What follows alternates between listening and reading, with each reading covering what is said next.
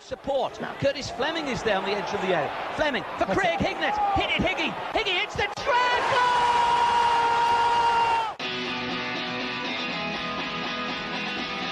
Ravanelli coming alive again. Juninho wants the ball played to him. Ravanelli spots out Emerson!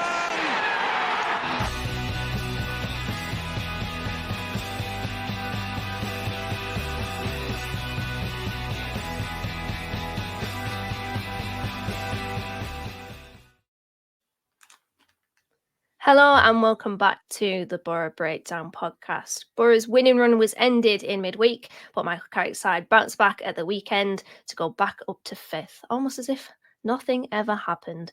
Just me and Tom for this one, and as always, we'll start with our one key takeouts from this week's fixtures. Tom, do you want to kick us off? What's your one key takeout from this week?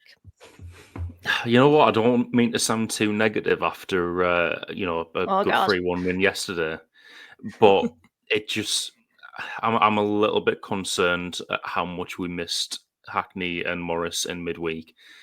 We did briefly mention it on the last pod post Oxford, and we said it wasn't a game where there was a lot of emphasis on centre midfield, and we were able to use the wings a lot and bypass it and be quite direct. Blackburn. Well, another concern is the fact that teams will come and set up to low block at times and we'll find it difficult to get through. But I do feel that one key thing we need to bypass that is a bit of dynamism in the midfield. Easy for me to say. Put your teeth back in. We weren't getting that against Blackburn. Although we've had a good winner against Hull there, I'm starting to see a bit of a theme where we can do well against teams who want to play football. We can do well against teams who aren't particularly good, but then teams that set out to frustrate, that's where we're really having the issue. And there's a bit of a parallel there between us now and the promotion season, where in the promotion season, even if it took us 70, 80 minutes to break them down, we would. But I'm still not seeing that now. So, but you know what? On a positive note, we got the win yesterday. We're still looking pretty solid in the playoff places. I'd like to see us push on a little bit, whether that's through coaching now or maybe like an addition in January, because I don't think we need to do a lot. But if we did have an addition, I'd prefer it to be in centre midfield, just to give us that little extra push to beat these teams like what Blackburn did, who, credit for them. I don't want to sound like I'm disparaging them by saying they just set out to frustrate and stuff like that. Their game plan was spot on Wednesday. So, yeah, we need a little bit extra to beat these teams, I think.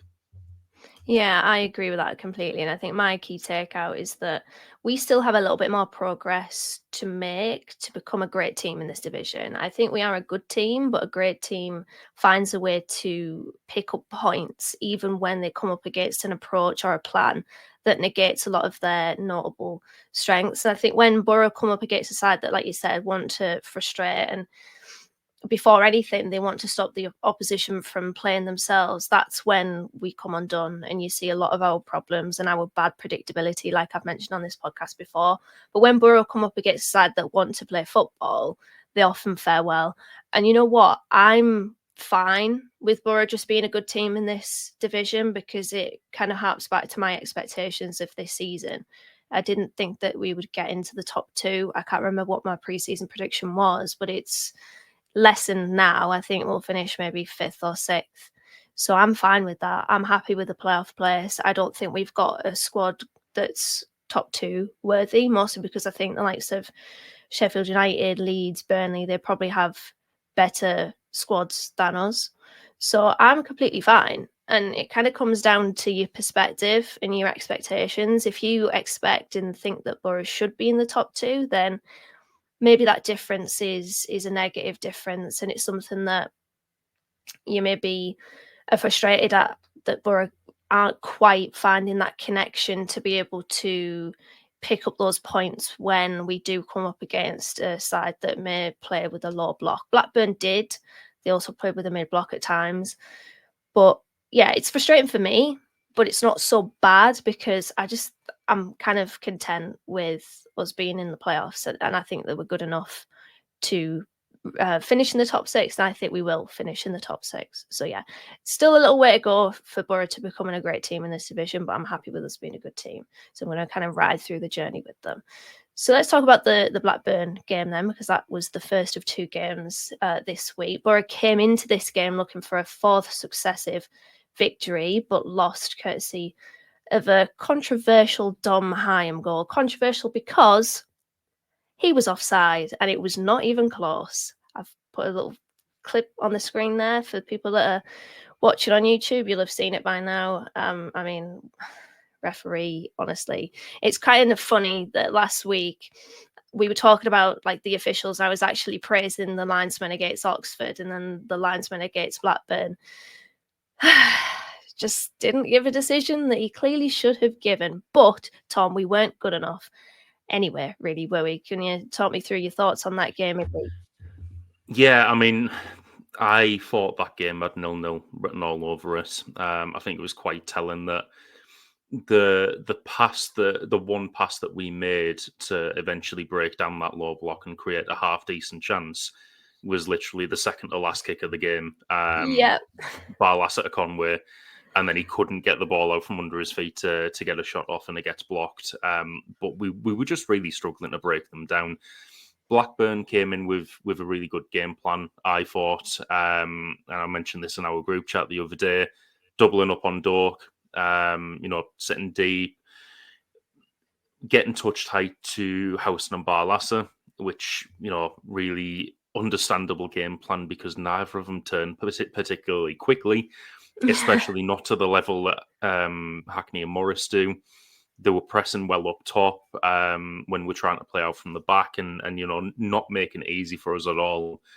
And I think as much as I don't want to, be piling on him or anything like that, they were just kind of letting Mike Hamilton do what he wanted with the ball because he didn't seem to know what he wanted to do every time that he had the ball. So he was never really a threat. I think in general, Blackburn got it spot on there. When I was in the car on the way back, trying to, waiting to get out the club car park, have the morning on, and Maddo going on about the clear offside. I got back and watched it, and I was just kind of like, I find it hard to even be annoyed about it because I was that deflated after the game. I was just like, I can't even, like, because looking back at that now, I should be really, really annoyed about that. At the time, it was just that deflating afterwards, and I was just like, I don't even care. I was just like, I'm trying to forget about football, but yeah, it was there was an offside goal about 5 minutes before that, and I don't know if that linesman was maybe, don't know, he didn't want to give 2 in a row in case he's kind of scrutinised or what. I think probably the fact that he was 5 yards behind the play had something to do with it as well. It was really not great officiating for that one, and we'll come on to it a bit later. But it was a theme that continued in the Boro game as well. But yeah, overall, I just thought that game had 0-0 written all over it because I didn't think Blackburn threatened too much, but nullifying us, they did everything they needed to do. Yeah, it was the perfect away day performance, really, from Blackburn, wasn't it? And credit to them for that. And I do think it's worth mentioning that there was a contentious decision that went in our favour where Riley McGree, it was right in front of me, it was a horrendous touch, which is very unlike Riley McGree. And then he tries to nip in ahead of their number 23 and he catches him. And I haven't actually seen that back. But at the time, I was like, ooh, that's a nasty one. And I was kind of thinking... I was the same. Yeah, it's the proverbial orange card, at least, I think. So maybe we got away with one there, but Boro were just off key, and we played like a side who had our most important players missing. And that's why I'm kind of like, it was very much in the category of, okay, we've lost, and yes, the decisive goal shouldn't have stood. But I got over it pretty quickly because I can let them off. We've had a lot of good. We've been spoiled actually the last 3 games before this. I can allow them an off day. And I think the biggest issue actually in that team on Wednesday night was just the lack of connectivity between the midfield and the attack. I noticed more than actually missing Aidan Morris, who I think has been a fantastic player for us. We missed Hayden Hackney massively on Wednesday night because he's a degree press resistant and Howson and Barlasser are not. And you saw they were quite aggressive, trying to stop Boro's build out from midfield in particular until the second half. And they got a little bit deeper, did Blackburn. And it was a good kind of approach. But honestly, every time that Howson or Barlasser got it, they were swarmed immediately and they were forced to play quickly and it just wasn't working. Whereas Hackney, he's got the strength and he's got the kind of skill set to be able to resist the press and play forward straight away. And then that coupled with the lack of Finn Azaz, who just connects the play further forward. When we did beat the press, it was like, okay, so well, what? You know, you've got Tommy Conway playing as a number 10, who I think previously this season has been decent as a number 10, but I would prefer him to be as the number 9. And he just doesn't offer you the same thing. It doesn't mean Tommy Conway's a bad player. It just means that he's a completely different profile. And ultimately, it didn't work because he's not the type of player to kind of link the play in that way. He actually rather wants to play on the last line of the defence because he's very good at doing that. I think we learned a lot about Boro midweek after that game. Tom, what do you think you learned about this side after that match? Yeah, I think mine just goes down to the depth in the team, as I kind of mentioned before, and how much we missed the centre midfield. But we missed a little bit more than that as well. I will say when I opened the team sheet, when I got to the stadium on Wednesday and I saw there was no Azaz and also no Bergzorg, I was just kind of like, right, we are kind of up against it with this illness bug at the moment. The funny thing was, on Wednesday, during the day, I went out for dinner from work with my mate who was a Sunderland fan, and was talking to him about was it they played on Tuesday against West Brom, and obviously they'd played at the weekend as well against Millwall, and he was saying about the Millwall game and how many players they had missing. I was like, I was getting quite hopeful of the fact that we'll catch them and be like, oh, they were missing 5 players and, they're only managing to scrape out draws and stuff. And then we're going into it missing, probably more than 5 first teamers in fairness, but we're seeing, our team not scraping out a draw, but just being unable to win. And then ultimately that costing us. And I'm just kind of like, I hope that doesn't cost us come the end of the season, whether that is in terms of a favourable draw in the playoffs or, if we manage to climb any higher in terms of automatics. Like, I do think we've recruited well in the summer. And I do think, I'm not going to draw a line definitively that we're top 2 or top 6. What I would say is I think this squad is good enough to finish within the top 4. And I just think there's maybe a little bit more of a way to go with some players. I'm going to kind of, like I say, I don't want to pile on him because he's still a young player, but I don't think we're anywhere near seeing Mike Hamilton being first team ready. I do think maybe towards the end of the season or maybe starting next season, he'll be a completely different proposition. But I do think there's a reason there why he's maybe like third choice on the left at the moment. I will say the coaching staff and Carrick have done, from what I can see in the last few games, a pretty good job with Bergzorg. I feel like there was maybe a reason why he wasn't starting so much towards the start of the season, but now he's kind of coming into the team a little bit more. He's not making as many infuriating decisions at the moment as I saw like during pre-season. So maybe like it's a bit of a time thing for him of growing into the team. Morris had an immediate impact, but I just think there's certain parts of the team that are still maybe gelling at the moment. But then also from a depth perspective, I feel like we need a little something else in midfield so that when Hackney or Morris are missing, we've got something there to replace. And to be honest, I'd be bringing in January if possible, and it's probably going to depend on people leaving and stuff like that. I would be looking at bringing in competition for Morris, and because I think Hackney and Barlasser can play the kind of playmaker role, ball-winning midfielder role, and I'm going back to football manager positions here, but Morris is the clear number one choice for that. I think we need another younger option to kind of compete with Morris for that. But I don't think we're far off in terms of depth. Illnesses like this happen; they're not going to happen all the time. Injury crises like last season aren't going to happen all the time. Touch wood.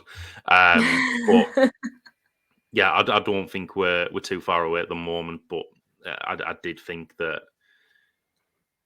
we're just missing a little something in centre midfield, especially, and maybe in number 10 as well.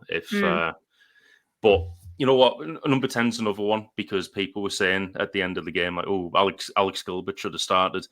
When Alex Gilbert came on Wednesday, we saw exactly why he shouldn't have started, because he looked like someone who hasn't played football in months, because he hasn't played football in months. If you put him in from the start, you wouldn't have got, the Alex Gilbert that we knew from the end of last season. It would have been very similar to what we saw when he was on the pitch, and hopefully he gets a little bit more football under his belt and he is back soon. But I do think when we're missing a Zaz, minus potentially putting McGree there or Bergzorg, I don't think we've got too much in the number 10 position either at the moment. And that might change when Gilbert's fit again. But he didn't look sharp at all on Wednesday. No, he looked very rusty, didn't he? When I saw the team on Wednesday night, I just thought, oh, for God's sake, out of all the players, it's Azaz. And Bergzorg as well, but like Azaz is one of them that's ill. It's just like, why? But I think what I learned from that game is that he's very important to Boro's team. Hackney, too, pivotal to our midfield and the way that we come up against certain approaches within the Championship. Also, I thought Conway needs to be played as number 9 rather than a number 10, trying to merge them together there. And that we still struggle to break down a very organised side, which is, as I mentioned at the top, either a beige flag or a red flag, depending on your kind of expectations of Boro. Also, on Hamilton, I put this on Blue Sky after the game. He's a project for the future, but a passenger in the present. And I don't know if it's comparable because they're two different players, but I was looking at Hamilton's Instagram and I saw a player that Boro signed from Man City, Terrell Adjumang, and he's currently playing in the Scottish Championship on loan from us. And I just don't know, like, a lot about Hamilton, really. Like, is he somebody much like Adjumang who should have that loan somewhere else at a lower division? From what I've seen, probably. But when we did our lowdown on him, I wasn't on that episode, and it was a conscious decision because I said to Johnny, we shouldn't do this because there's just not a lot about him. On Y-Scout, there's about 5 clips and they were all of him just passing the ball in pre-season games for Man City. I don't know what type of player he is, but what I will say is that he looks every bit a right-footed playing on the left. And I've mentioned this previously. Maybe we'll get a little bit more out of him if he was played on the right, but I just don't think that's going to happen. So if, we're looking at January, I would probably loan him out and bring in somebody else. I know we've been linked with Louis Barry on loan from Aston Villa at Stockport, who's had a fantastic season, top scorer in League One this campaign. That would be a notable upgrade and something that I think Boro should definitely explore, as I think they're kind of looking at least with half an eye. Tom, I've got something. I've got like a little bit of in-pod trivia. I think you might get this answer. But you have to go back to Boxing Day 2012 for the last time that Boro beat Blackburn at the Riverside. So maybe we should have seen that result coming on Wednesday night. Who was the goal scorer that day? It was 1-0 to Boro. Who was the goal scorer? December 2012. 2012. We'll have to think back to who our strikers were at that point. Was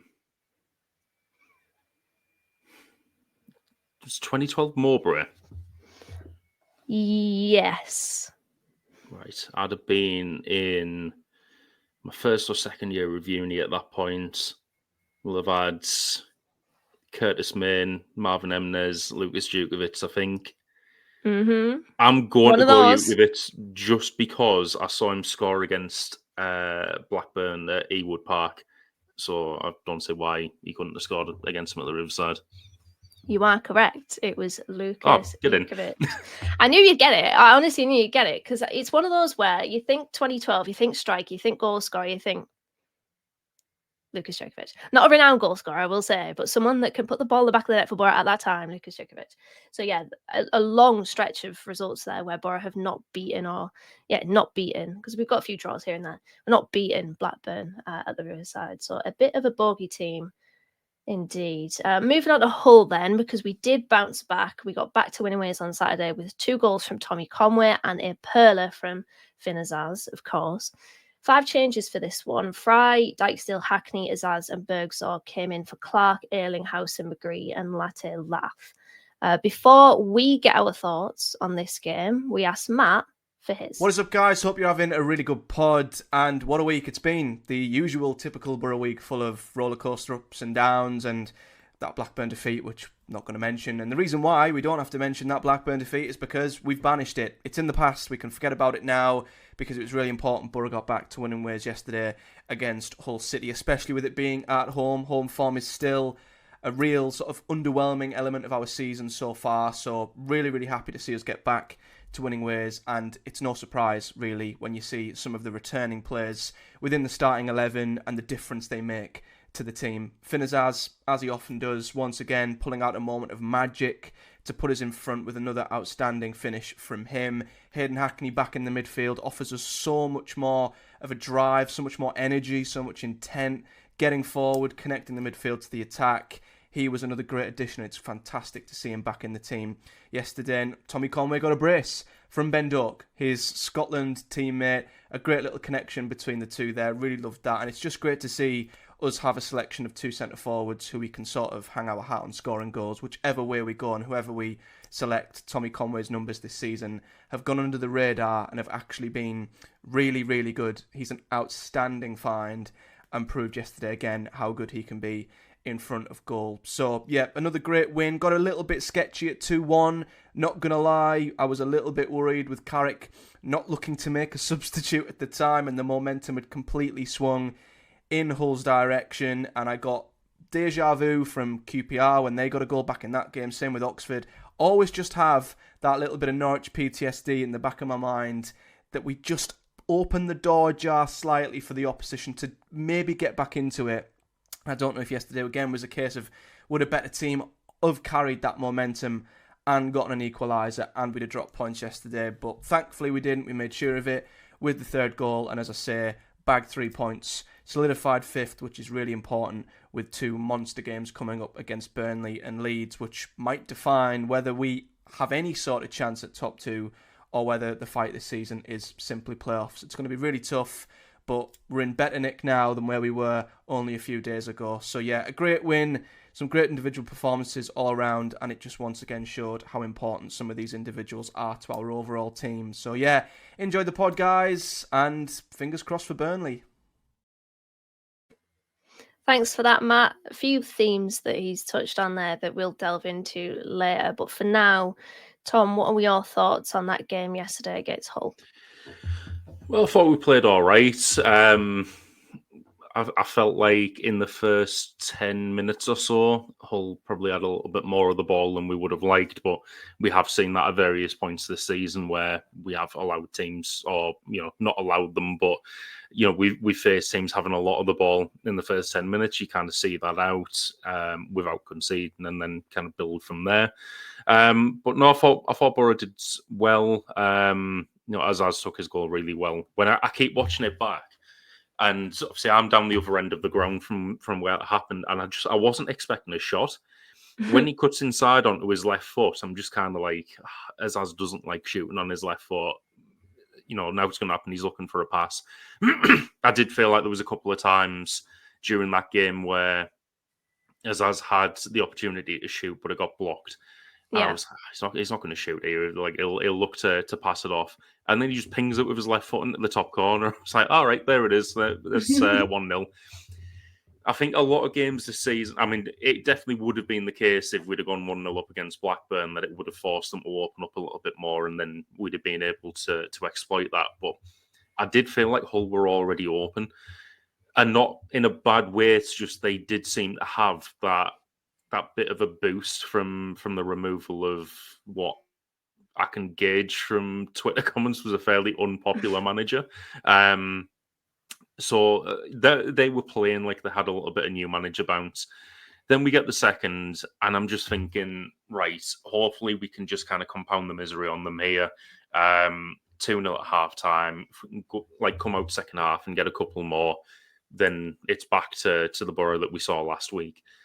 Then, Hull managed to get a goal back. And this comes after their keeper made a couple of great saves, one from Bergzog's shot, which at the time I was thinking, why didn't you just aim for either bottom corner? That probably would have gone in. Having watched it back, there were a couple of players in the box who likely would have blocked that, so I can see why he's tried to absolute power shot into the top bins. Good save there. It was a great save from Dork's header off the corner. Or Doak, as they're all calling him on commentary now, which I really don't understand at all. It's such a simple word to say. But yeah, their keeper made a couple of great saves to kind of keep them in it, and then they go up and score. And at that point, I'm just like, how rubbish must we be? Mason Burstow's just scored past us. Like, I watched him play for Sunderland last year. I thought that. When he came on, I thought to myself, I was like, don't say it out loud, Dana, but he's shit. Because I remember saying on the podcast last season after the Sunderland game that he was crap. And he was, because he kind of is. And I thought, for God's sake, out of all the players, it's him. Would be him. And then I thought Hull had a good spell after that. And there was starting to be a bit of tension rising in the crowds. Not like in a really bad way or anything. It's just like, obviously, we didn't want to see us, defending our own box. Yeah.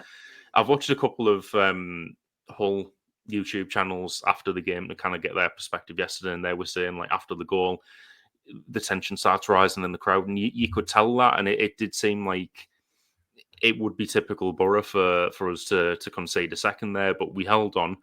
And then obviously we get the third, which was, I'm just going to say, really good vision from Ben Dork. I would say something about Conway's movement, but watching it back, I think it was literally only like a step that he took to kind of get in front of the defender, and then the ball's played and he runs in front.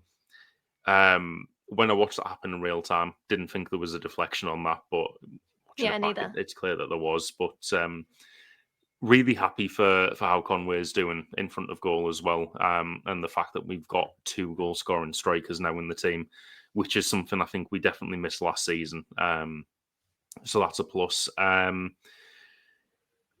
Obviously, I think the other positives there were the returns of Azaz and Bergzog. I am wondering when Dieng's going to come back, and hopefully he recovers from his illness soon.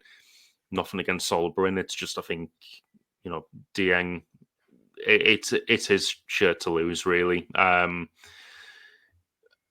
But yeah, I think other than that, and obviously Hackney coming back as well, Fry and Dijksteel coming in is showing that we do have good depth in some areas. The fact that we're able to rotate out Clark and Ayling, put Fry and Dijksteel in, and they've done well.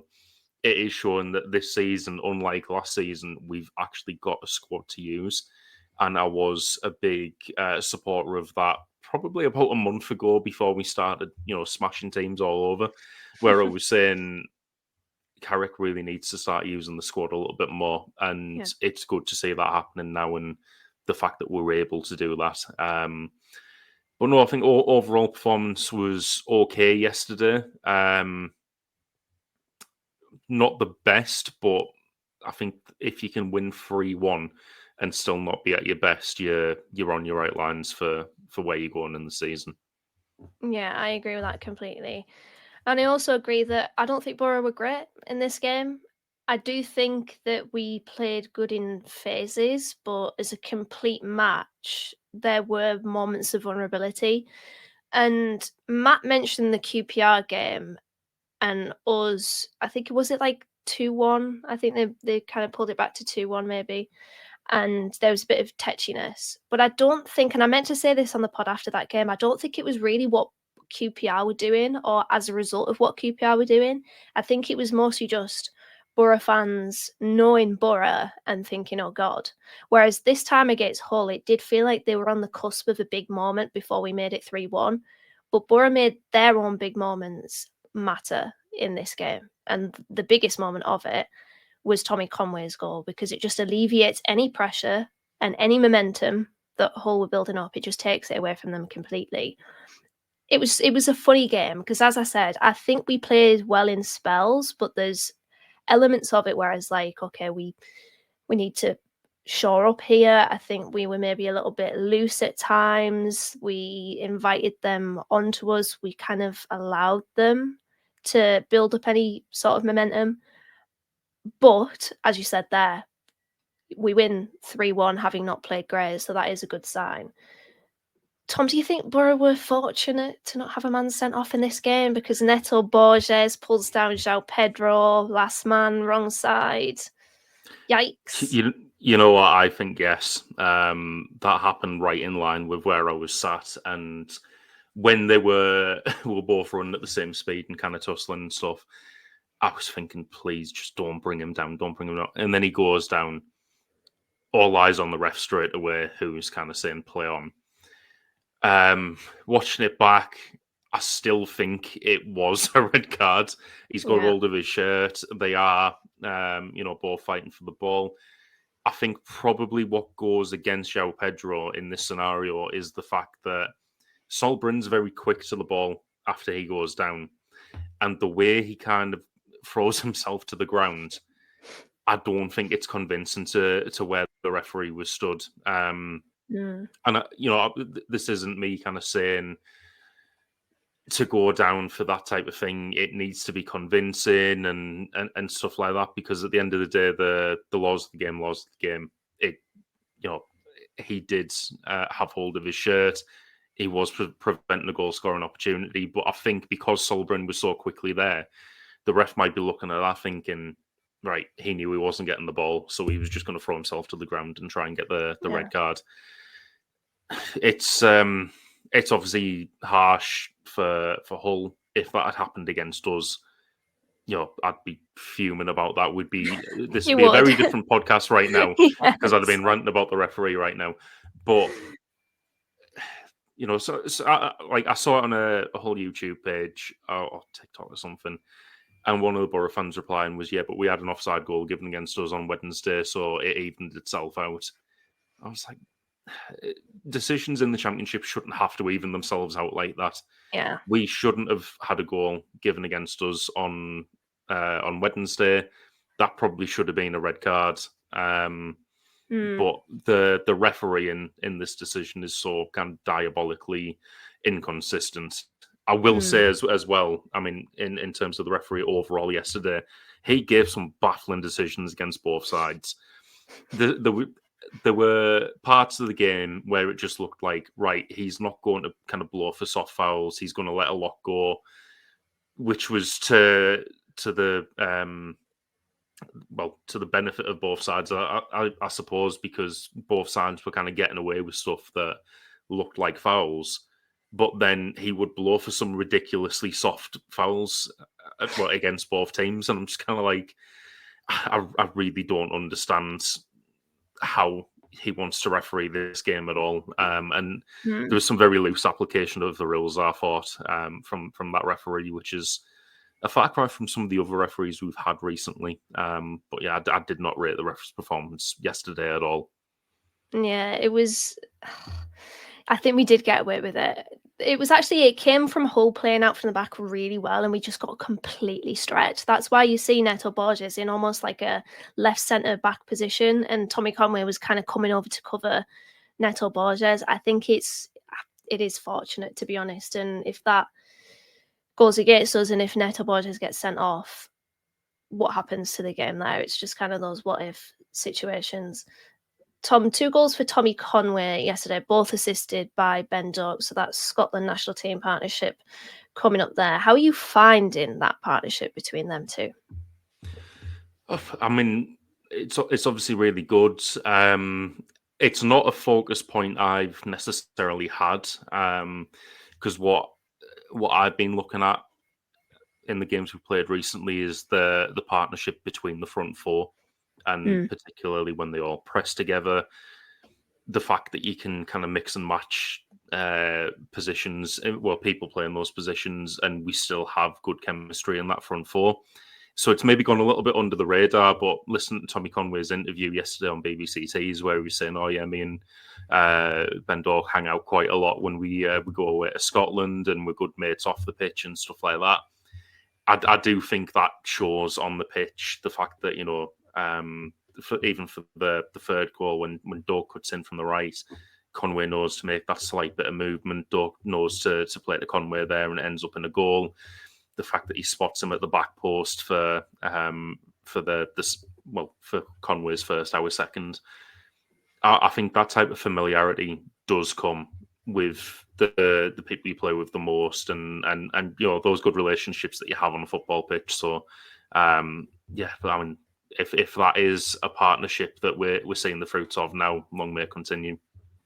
Yeah, absolutely. 8 goals now for Tommy Conway. He's averaging a goal every 105 minutes and has the highest goals per 90 number in the league. I'm really liking him this season, Tommy Conway.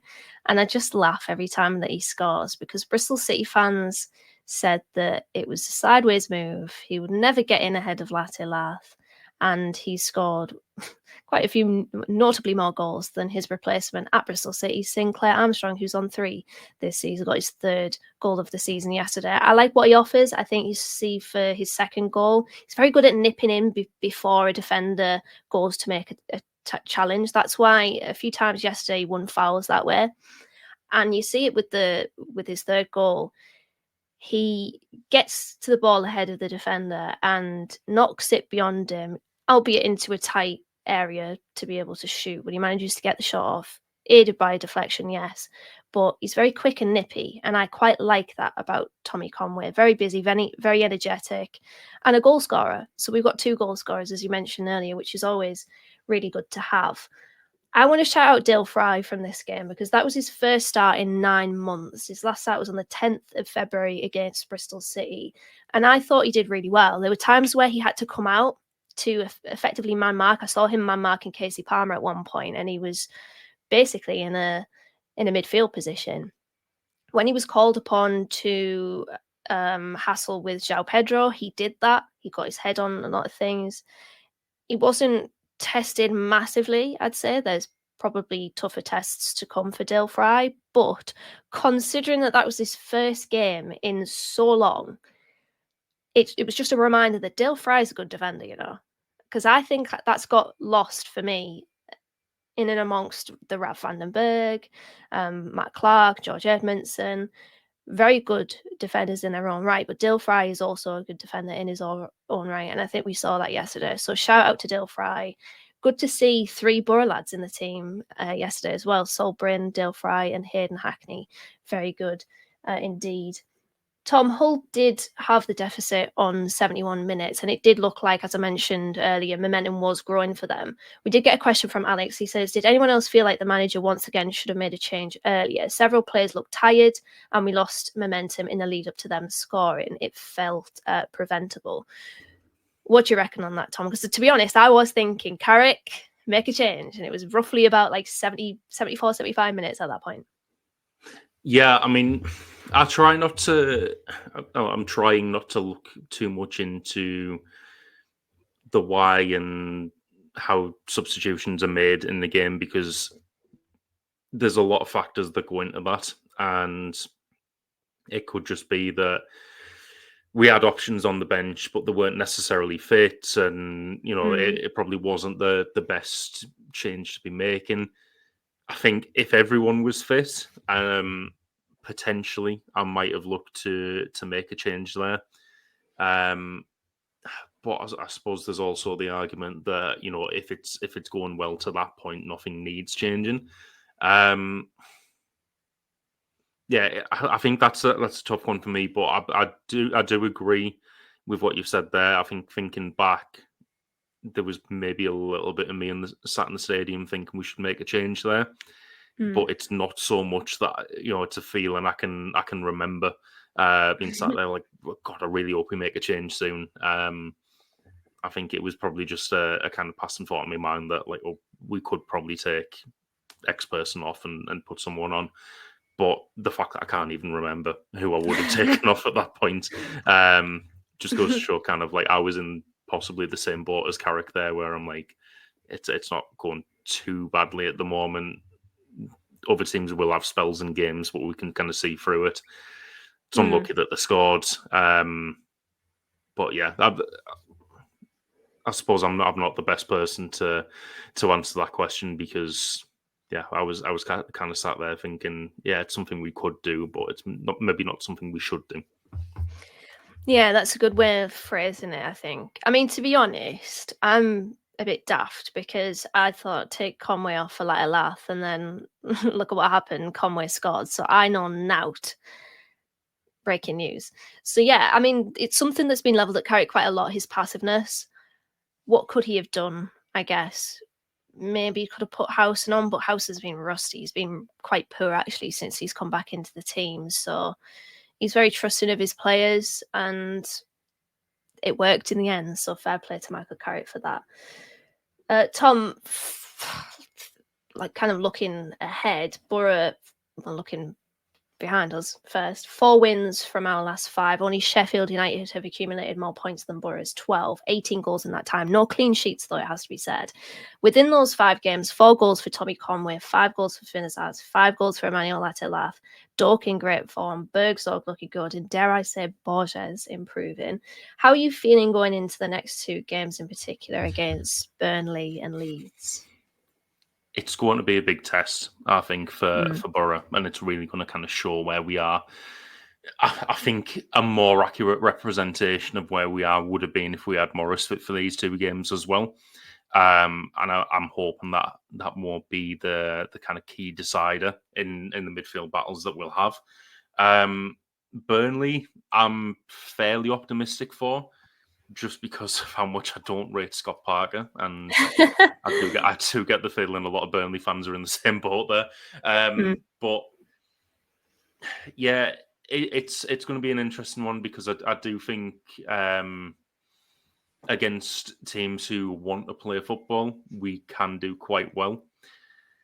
So I might be going to the Leeds game. Be the first ever time I've been to Welling Road, and I'm not looking forward to that experience at all. Just I'm not nothing like Matt for anyone listening, thinking that I've never really kind of been a jinx. I was there when we beat Sheffield United in Carrick's first season, but with away games, it's the feeling that you're just kind of heavily outnumbered. If they score, it's not looking forward to the sound that you'll hear afterwards. Yeah. But yeah, like I say, I think these 2 are going to be a good test for us and kind of show where we are. We've obviously already beaten Leeds this season, albeit in the cup, so we can take that into the game as a bit of confidence. Like, right, we've done it here before. I think a lot of Leeds fans will kind of caveat that with, it was in the cup. However, I do still remember a lot of them calling for the manager's head after that game. So there was no feeling of it was only the cup at that point. Like I say, I'm more optimistic for Burnley out of the 2. But if we manage to come away with like 4 points out of that, I'll be absolutely ecstatic. Yeah, you know what? It is a big test, and I think I do back Boro to pass at least one of them. I get Leicester vibes from the Burnley game. I don't know why, but I just do. Maybe coming up against a side that want to dominate possession, and as Clive said, from loft for words. Well, I think he said it about Russell Martin, actually, but you could probably attribute it to Scott Parker as well, death by 1,000 passes. And I don't know, I fancy us. And if the Leeds game is anything like the games that we've seen like last season and the one earlier this season, then we're in for a treat. And we've got to start Latelaf for that one because he just seems to love scoring against Leeds. I'm confident. I'm not like massively 100% definitively confident. Yes, we're going to do it. Yes, we're going to smash the league. But it's just quiet confidence there, I think. So fingers crossed that we can get good results from those games because they are big tests. I think they will show where Boro are maybe projected to be. Teams that will want to play football let's see if we can pick them off. Fingers crossed that we can get some good results there. Let's move on to Knee Slide Club then, because we mentioned Tommy Conway earlier. He's in amongst the goals and in amongst Knee Slide Club once again. The third time this season that Tommy Conway's been in Knee Slide Club. I mean, we might as well call it Tommy Conway's Knee Slide Club at this point. He's very good at knee sliding. How are we rating this one? Because I quite like this one. You know, I missed it at the time because I was too busy giving my dad a high five. He ended up just smacking me in the head. But I quite like this one because he goes into it and it's the turn, it's the pirouette, and then he faces the North Stand and finishes it off with a fist pump. I quite like that one. I've put down, it might be a little bit harsh, I might pump it up a little bit to maybe a 0.5, but I've gone 7 out of 10 for that one. What about you, Tom? You know what? I'm probably also going to go with 7 out of 10, but it's out of personal preference. I don't like the knee slides with the turn in them.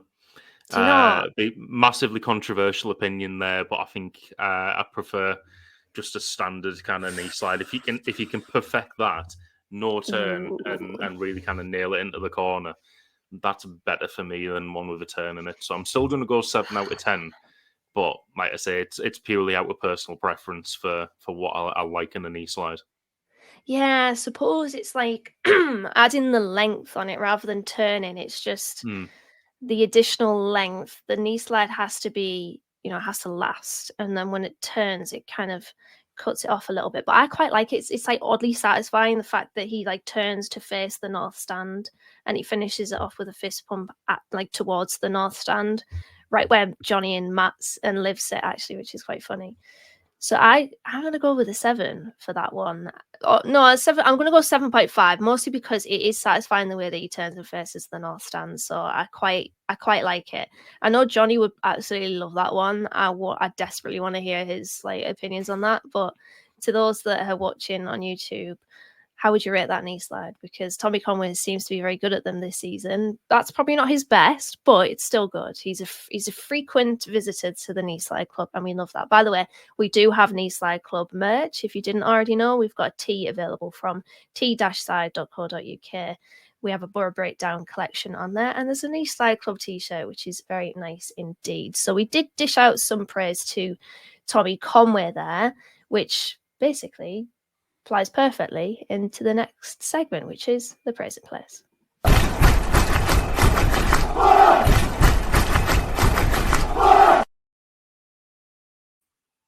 It is the praise and place. You know exactly what we do here. We whinge about everybody, or we praise them instead, actually. Tom, who's in your praise and place this week? Well, I think the two obvious ones this week are Tommy Conway and Ben Doak. I feel like Ben Doak's just going to be a regular feature in the present place at the moment because he's really doing well. And Tommy Conway, loving to see him getting in among the goals and the top scorer in the team now, and hopefully that can continue to the point where we can maybe have a couple of high scoring strikers by the end of the season. One I'm probably going to pick out again because I know I did it on the last pod, but I do think he's going under the radar with his progress as Neto Borges. And I do think that maybe this is just, what's the right word I'm looking for here? Maybe this is like a Ryan Giles effect that, like, if you're not Ryan Giles at left back, then you're going to go under the radar, and you've got a lot to live up to in that respect. I do think even last season where like Engel had some good games, it probably because he wasn't Ryan Giles and he's not had that kind of creative impact that he is going under the radar. Neto Borges is looking to me every time he plays a lot more comfortable in this league, whether that is through his crossing, because he played a great cross on Wednesday night for Latte Laugh. That was Ryan Giles-esque. Unfortunately, Latte Laugh couldn't get his header on target, but that was a fantastic cross, and he is getting forward. He's overlapping more. He's getting crosses in. It's only a matter of time before he starts finding himself among the assists for me. Something I do think is helping contribute there, and probably another little bit of praise I will dish out, is Delano Bergsorg. I do think, unlike the dynamic where we have McGree playing on the left, Delano Bergsorg, when he gets the ball and he's always looking to kind of cut inside, take a man on, that is opening so much space for Neto Borges on the left. And potentially we are seeing the start of another good partnership there that's maybe going a little bit under the radar. So both of them, I would say. But yeah, like I said, Neto Borges, he's someone I'm enjoying watching play every time I'm seeing games now, because in terms of, dribbling, he's doing a lot more than maybe we had last season, barring when Bangura was fit.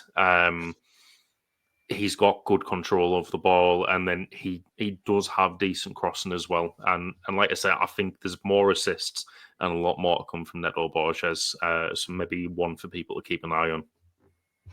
Yeah, I'm just laughing because we've got a question from Guy earlier that basically disagrees with that opinion on Neto Borges, I would say.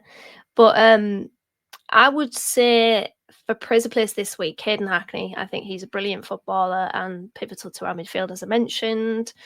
Love that his first action is just to either drive forward or play a forward pass. It's so much better than somebody that just recycles the ball. It's absolutely fine to have somebody that does that, but to add to that with somebody that wants to play forward is very valuable indeed. And we definitely missed him on Wednesday night. Really good to see that he's back early, because I didn't think that he would. Well, I don't necessarily know if it's early per se, but back quickly, because I didn't expect it, to be honest. So Hayden Hackney in there. Delano Bergsorg, really enjoying him recently. I think he's been good. He offers something different on that left-hand side. He's got pace, he's got strength, he's got skill. And I like that. I think he can pin a centre half and he can turn and move, shift beyond them. And I quite like that attribute. I saw it against Leeds earlier on this season. I remember writing a blog after that game and noting that, or I think I tweeted it, I can't remember, that's a very good skill set to have. It's a very good attribute to have for Delano Bergsorg. He must be an absolute nightmare to defend against if you're a defender coming up against him, because, yeah, it's the collection of his strength, his speed, and his directness that's very good. So he's in good form, so I want to put him in there. And who else? Well, Tommy Conway, I guess. Tommy Conway playing well, scoring goals, and knee sliding. So we love all of that. Let us know who would go in your praise and place if you're watching or listening this, because we always love to hear your opinions as well. And now we're going to move on to your questions. It's podcast questions.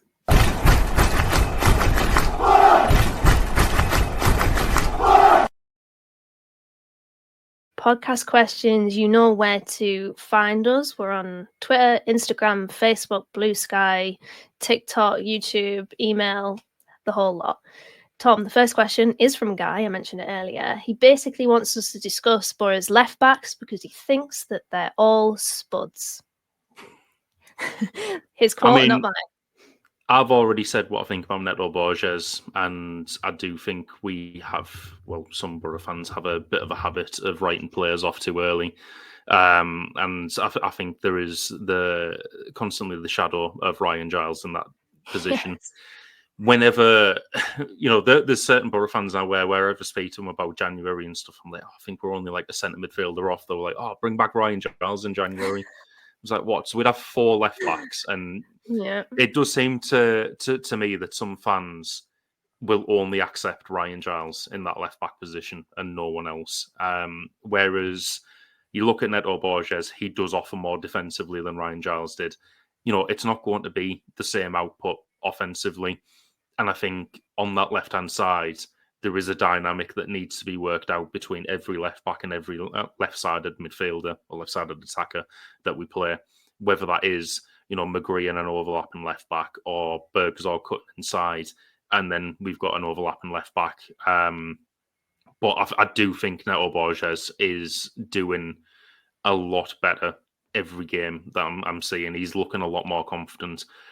Engel, I might agree with Guy on that one. Johnny's the only person that rates Lucas Engel, I think.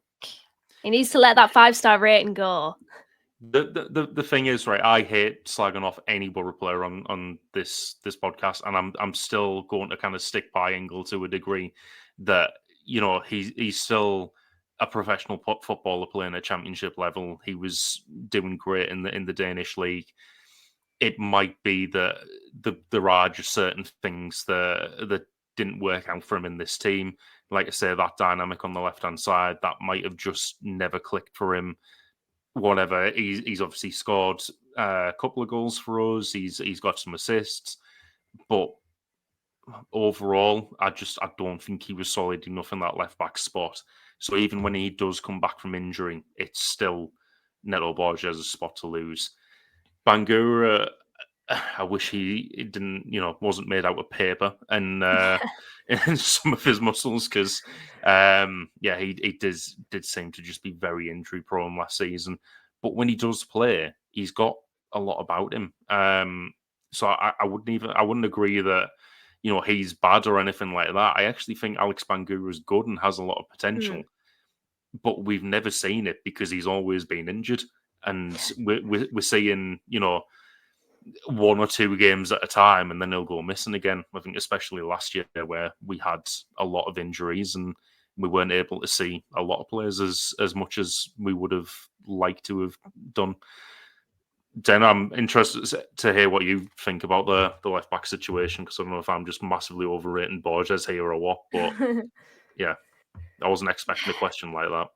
Yeah, you know what? I think Borges is okay. I don't think he's the greatest defensively, so I somewhat disagree with your point about him being better defensively than Giles. I think they're much the same. But I think we need to give him time. The ship for me has sailed with Ryan Giles, and I was really excited about the prospect of him potentially coming back in the summer. I wrote a whole blog about it that I thankfully didn't publish because that would have aged like milk. And I get the sentiment behind Ryan Giles. I mean, he came on yesterday and probably got a better reception than a Boro player going off or coming on had in that game, which was somewhat weird, but also not weird at the same time, because I get it. I understand it. It was very good for us, like very, very good. But it's very unique as well, because he only spent a season with us. You'd expect that sort of reception from like a club legend that comes back and, for the first time. So, yeah, I don't want to tell Boro fans what to do, but I'm going to let Ryan Giles go because I just don't. What's the point? We've got so many left backs. Are we going to bring back Luke Thomas as well, who actually he started for Leicester, Tom? You'd be mortified to know. In the same game week, actually, that Joe Lumley started in goal for Southampton. So Boro players, or former Boro players, falling upwards, it seems. But I think we stick with Neto Borges. I think we allow him time to grow into this league. It's a period of adaptation, and we've got to allow him that. I think he's fine, to be honest. I do. I think he's fine. If you want Ryan Giles,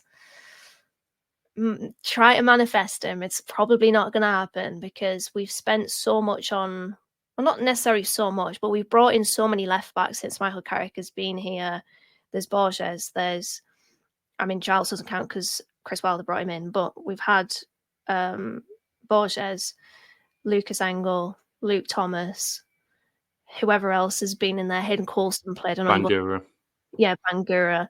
If you add to that players that have played left back, not necessarily been brought in by Michael Carrick, then you add Hayden Coulson and Ryan Giles. So we've had a lot of players playing left back. A little bit of consistency and stability, please, I think, in that position. So we've brought Borges in, stick with him. What's the point in bringing in Giles at this point? Like, for me, the ship has sailed on that one.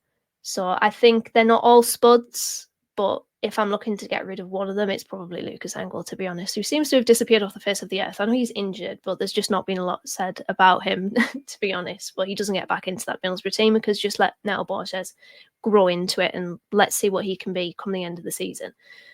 Ben Strickland asks the next question on Blue Sky. He says, are we phasing out the McGree role or should we? We've looked so good on the counter with the second striker off the left recently. And I'm going to pick this one up because I don't think that we are phasing out the McGree role. What I will add to that, though, is that it's good to see Boro having a little bit of difference on that left-hand side, because I've previously said, if McGree's not in the team, try something different. And what we've tried isn't massively different because you still have a player that's not playing direct on the left. He's coming inside, is Bergzorg. But it's the skill set that Bergzorg offers that's different to Riley McGree. I think he's somebody that, as I've said earlier on, is probably more of a threat 1v1, whereas Riley McGree is very good picking up those pockets between the lines. And he's a very silky footballer in that way, a very intelligent footballer.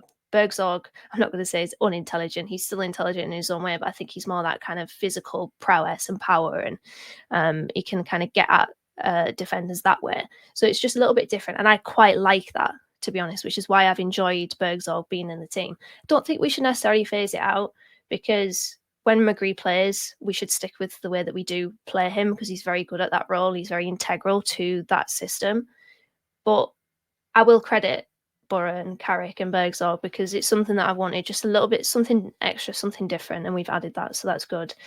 And yeah, we look good on the counter anyway. I love us playing on the counter attack. It's like that goal, the Norwich goal, where Ben Doak just drove forward with the ball and we counted on them and we scored.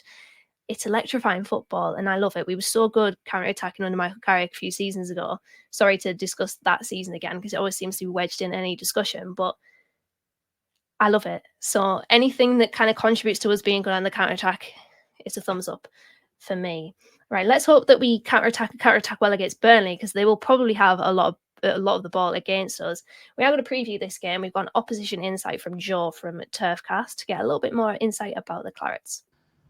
Hello everyone, Joe Redman here, Burnley fan and content creator. I run the Burnley podcast and YouTube channel Turfcast, just giving my thoughts ahead of Friday night's game against Middlesbrough at Turf Moor. Looking forward to this one. Two teams that are doing relatively well. Obviously, you guys currently sit in 5th at the time of recording this.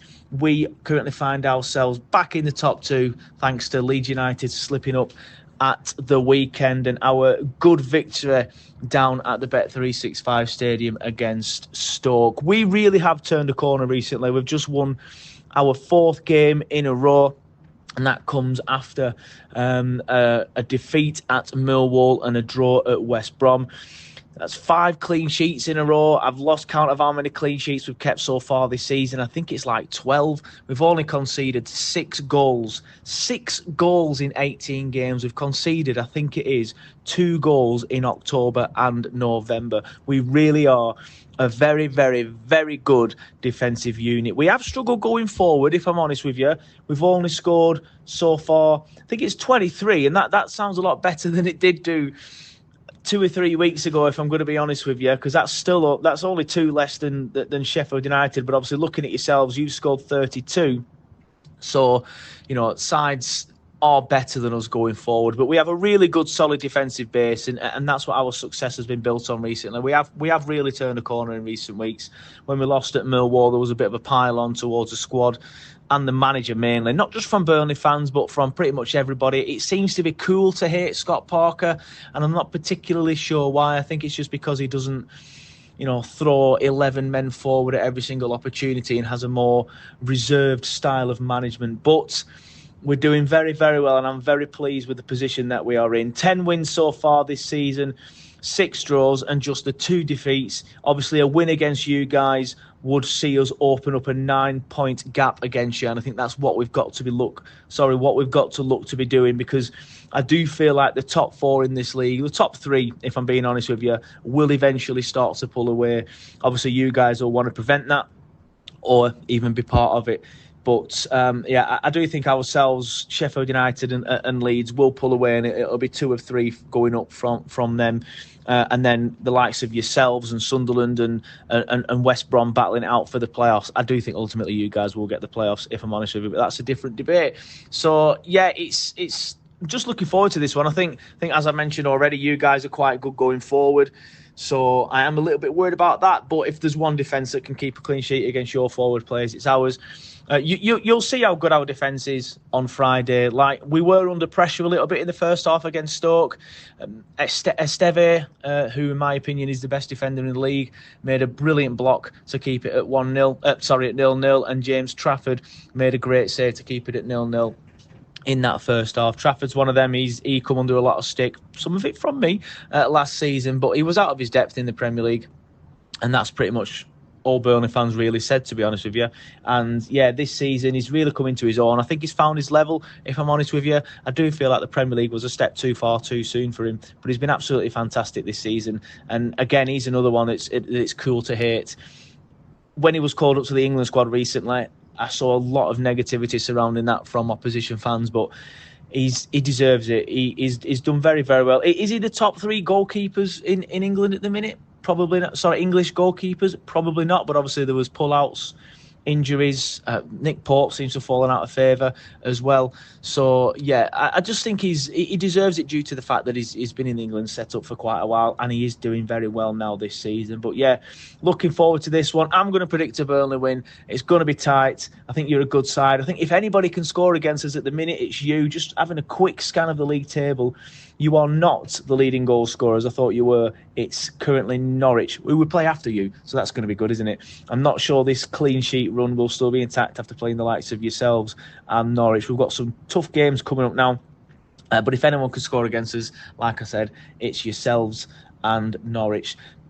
But I think we have enough, if I'm honest with you. I think we have enough. The fact that you've recently lost to a team whose name I shall not mention shows that you can be beaten. Admittedly, that was a disgraceful offside goal, and I'm with you on that one. However, you didn't do enough to win that match, and ultimately, I think that might be why you just don't break into that top three this season. But I do think, like I said already, you'll get into the playoffs. But fingers crossed, this run for Burnley keeps on going, and we'll put in another professional performance, and we can run out winners. But I'm sure you guys will disagree. But good luck for the rest of the season, just after Friday. Thanks for that one, Joe. Hopefully their winning run does not continue and that we put it to an end. Tom, very quickly, predictions for this one? I'm going to go with 1-0 Boro, a wooden seat to be broken, and a TV from 2003 to still be in the concourse. Oh, no. Not that, bringing that back. I mean, we were reliably informed a couple of seasons ago, I think, that they have since changed those TVs. But I wish at the time that I went back in 2013, I think, that I got a photo of those TVs. Because honest to God, they were very much from 2003. It was like I think living in a different world. the fact that we're all in cages as well. Like, I was like, what's the TV going to do? Why is it in a cage? What's the TV going to do? Never know, they might grow legs. No, they were genuinely like in cages up on the walls, and I was like, I don't get this at all. But yeah, well, look, those TVs from 2003 might be quite valuable, you know. Yeah, getting cash converters and see how much they cost. Yeah, with this one,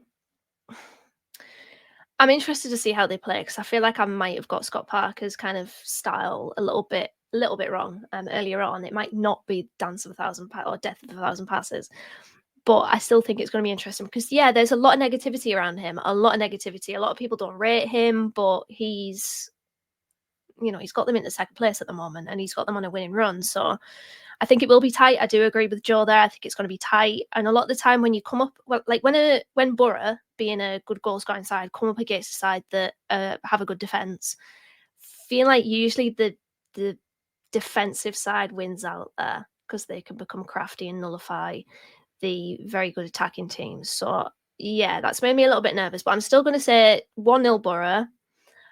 It'll be tight and we'll just about nick it. But let us know what you think in the comments if you're listening or watching on YouTube. And that wraps it up for this week. It's been a fairly long one. We've had a lot to talk about this week with the two games, the defeat and bounce back with a win. So fingers crossed Boro can ignite another winning run against Burnley and get 3 points on Friday night. We will be back in your ears on Sunday. And until then, take care and up the Boro breakdown.